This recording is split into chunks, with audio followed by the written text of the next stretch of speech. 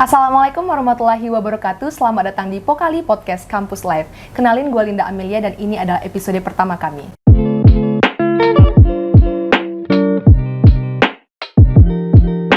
So, di episode pertama kami ini, kami kedatangan tamu yang benar-benar spesial yang beberapa hari lalu baru dinobatkan sebagai Uni Pariwisata Sumatera Barat 2021. Silakan Kak, perkenalkan dirinya. Baik, perkenalkan nama aku Ritma, umur 22 tahun, merupakan mahasiswa aktif Universitas Negeri Padang dengan jurusan Sastra Inggris. Boleh tahu nggak, Kakak ini asalnya dari mana sih? Kalau asal itu aslinya dari Kabupaten Agam, Palembayan.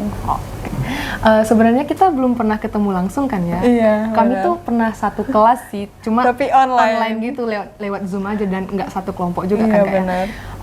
Oke, aku kepo banget nih Kak. Kan kita ini bisa dibilang akhir-akhir ini baru kena pandemi kan ya? Iya, benar. Jadi pariwisata banyak yang ditutup gitu dan Uni UDA Sumbar ini kalau nggak salah baru dibuka lagi kan ya? Iya, setelah 2020 iya. di pending. Nah, aku mau nanya nih, apa sih motivasi atau alasan Kakak ngikut ajang ini gitu? Baik, dari motivasi untuk ikut ajang UDA Uni Kabupaten dulu berarti ya? Iya. UDA Uni Kabupaten. Sebenarnya di Agam itu banyak wisata, baik itu wisata alam, kuliner, histori, religian, belum terekspos. Sudah pun mereka terekspos, itu lebih dikenal sebagai pariwisata atau bagian dari Kota Bukit Tinggi. Iya. Jadi Ima pribadi pengen meng-highlight ini adalah bagian Agam, ini merupakan punyanya Agam. Banyak hal-hal yang dari Agam yang belum terekspos keluar dari, jangankan ke tingkat Sumatera Barat, yang dari Agam sendiri, masih banyak yang tidak mengetahui potensi alam mereka sendiri, potensi wisata mereka sendiri, seperti Bener itu. banget sih, soalnya aku juga dulu pas baru awal-awal di Sumatera Barat itu kayak orang-orang, aku nggak tahu itu agam itu di mana, tapi kalau agam dibilang di Bukit Tinggi itu baru aku tahu gitu. Iya, Jadi benar-benar. kayak masih Stereotipnya itu iya. seperti mereka lebih proud menjadi orang Bukit Tinggi daripada Agam sendiri. Terus aku mau nanya nih Kak, pendapat Kakak tentang pariwisata di Sumatera Barat itu udah kayak gimana sih menurut Kakak gitu?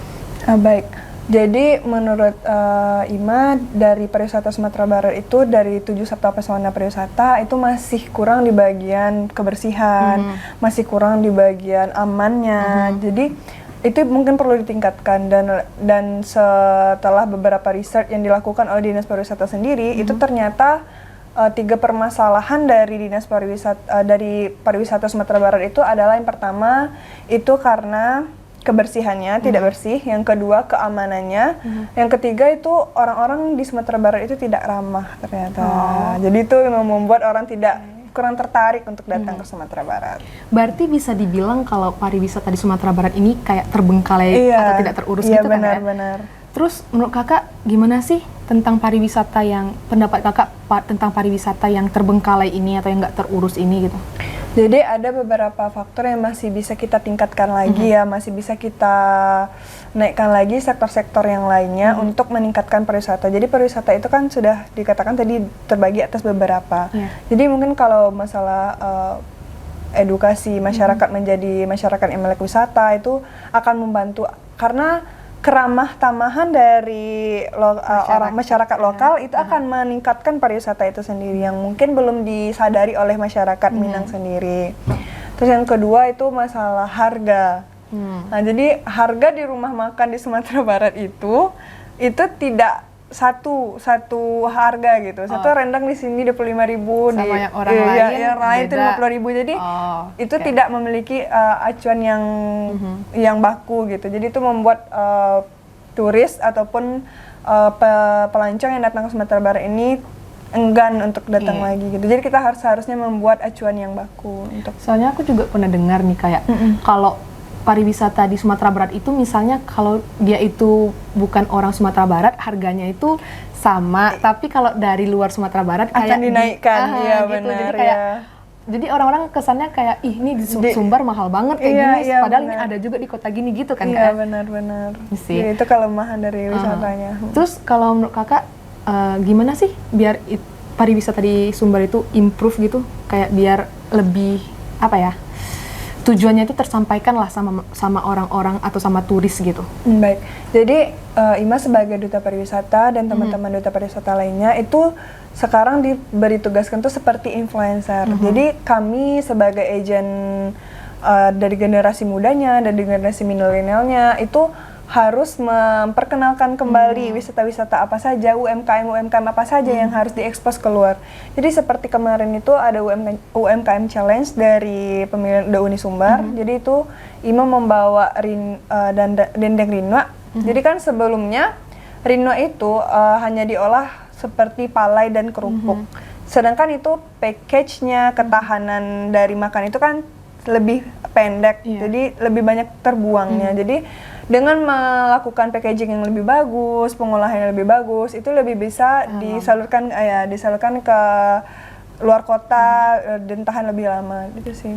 Oke. Terus ini Kak, ada yang pengen aku kepo banget.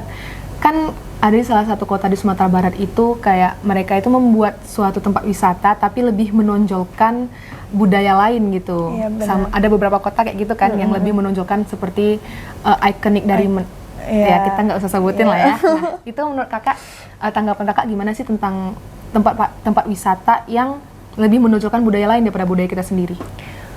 Pertama itu sangat disayangkan karena 17% dari pelancong yang datang ke Sumatera Barat itu ingin melihat budaya Sumatera Barat itu sendiri. Jadi apabila kita mengekspos budaya orang lain, bagaimana orang akan datang ke tempat kita? Sedangkan yang orang cari itu adalah kebudayaan asli kita itu sendiri. Jadi mungkin saran kedepannya itu lebih baik budaya asli Minangnya lah yang akan ditonjolkan gitu, yang akan diekspos lagi. Soalnya yang aku tahu juga di sini kalau kita mau lihat budaya yang emang menonjolkan budaya Minang itu kayaknya mungkin ada di kayak pelosok-pelosoknya, iya benar. Jadi yang belum tersentuh. Benar. Terus gimana sih menurut Kakak cara kita untuk mempertahankan identitas Sumatera Barat itu sendiri? Nah, kembali lagi itu menyambungkan dengan pertanyaan sebelumnya. Jadi untuk mempertahankan identitas itu ya kita harus mengenali budaya kita itu apa ciri khas dan spesifik dari makanan di tempat kita. Kita harus mengetahui nenek mamak dan segala macamnya karena itu akan mempengaruhi apa yang kita ketahui dan bagaimana kita akan menjelaskan kepada para pelancong tentang adat istiadat di tempat kita itu sendiri. Karena itu yang akan membedakan adat kita, tempat kita dengan yang lain. Ya benar.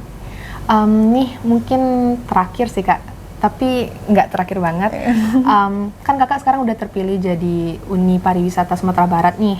Nah Kakak punya visi misi tertentu nggak sih untuk menjalankan tugas Kakak sebagai Uni ini? Iya, jadi untuk visi-visi mungkin lebih ke program kerja ya. Jadi kalau untuk program kerja itu Ima sendiri sudah mempunyai program kerja yang berbasiskan sosial media. Jadi yang pertama itu Bincang Wisata. Bincang Wisata itu dilakukan melalui Snap IG. Jadi di sana akan dibuat pertanyaan-pertanyaan singkat yang menarik perhatian orang, menarik minat orang untuk menjawab. Lalu di akhirnya akan dicari brief information di satu seperti iklan, seperti brosur. Ya, jadi itu tempatnya, harganya, bagaimana ke sana, transportasinya, apa makanan spesifik di sana, itu akan ditaruh di sana. Yang kedua itu visa, atau video wisata. Jadi akan memvisualisasikan apa yang ada di visa tadi ya. Jadi setelah visa itu rubrik wisata. Rubrik wisata ini akan diletakkan di Facebook karena itu akan memberikan rubrik singkat atau bacaan singkat tentang pariwisata yang sudah dijabarkan oleh visa dan bisa tadi. Jadi targetnya itu lebih ke orang tua. Kakak sendiri sebagai Uni Pariwisata Sumatera Barat nih, ada saran nggak sih tentang wisata-wisata yang ada di Sumatera Barat ini gitu? Saran atau ya saran kritik juga boleh sih. Iya, baik-baik. Jadi kalau untuk saran mungkin lebih baik mungkin kita bisa mencontoh seperti Jogja, seperti Bali, itu mereka melekatkan budaya mereka kepada turis. Jadi apabila Linda memperhatikan kalau kita masuk ke candi, apabila kita masuk ke tempat-tempat wisata yang ada di Bali dan Jogja itu kita harus memakai batik mereka, kita harus memakai belangkon mereka. Itu bisa menjadi contoh bagi kita karena mereka tetap melekatkan identitas budaya mereka walaupun kepada orang yang baru datang ke sana. Jadi itu sebentuk pengenalan seperti itu. Oke, mungkin itu pertanyaan formalnya Kak ya. Iya. Aku boleh nanya nggak sih? Kan pasti ada perbedaan nih sebelum Kakak menjadi Uni Pariwisata Sumbar dan setelah Kakak menjadi Uni Pariwisata Sumbar. Apa sih perbedaan yang paling signifikan yang Kakak rasain? Kalau perbedaan secara pribadi itu sangat berbanding terbalik. Apa ada yang minta foto di jalan atau followersnya nambah gitu? Tidak, itu secara pribadinya lebih ke cara berpenampilan, cara duduk, cara duduk, cara berjalan, cara menyapa, bagaimana kita nanti kalau bertemu dengan orang yang seperti ini, cara ngomongnya bagaimana, itu benar-benar katonan ampe, sumbangnan dua bale, itu benar-benar harus diterapkan gitu, tidak bisa seperti yang iya nggak bisa lagi seperti itu, nggak ngasal lagi, nggak ngasal lagi, duduknya aja udah cantik banget gitu. Terus Kakak ada nggak saran buat misalnya ada teman-teman nih yang misalnya tahun depan akan diadakan lagi, mereka mau ikut atau jadi seperti Kakak gitu, Kakak ada saran atau tips lah gitu untuk mereka-mereka yang mungkin mau ikut ajang ini juga nanti di tahun berikutnya gitu? Iya, baik. Mungkin kalau saran, kelebihan yang Kakak rasa yang Kakak punya dari peserta lain itu adalah public speaking di bagian English. Jadi di para masing-masing juri itu terdiri atas etika dan kepribadian, kebudayaan, adat istiadat, ilmu pengetahuan, bahasa Inggris, modeling, dan ya itu kurang salah. Jadi dan ikatan satu lagi.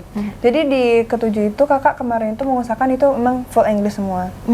Jadi itu adalah daya tarik karena mungkin orang-orang yang sudah ikut pageant itu menyadari kalau orang-orang yang ikut pageant itu biasanya minusnya di bahasa Inggris. Jadi kita sebagai anak bahasa Inggris nih, seharusnya itu adalah ini nilai plus kita gitu.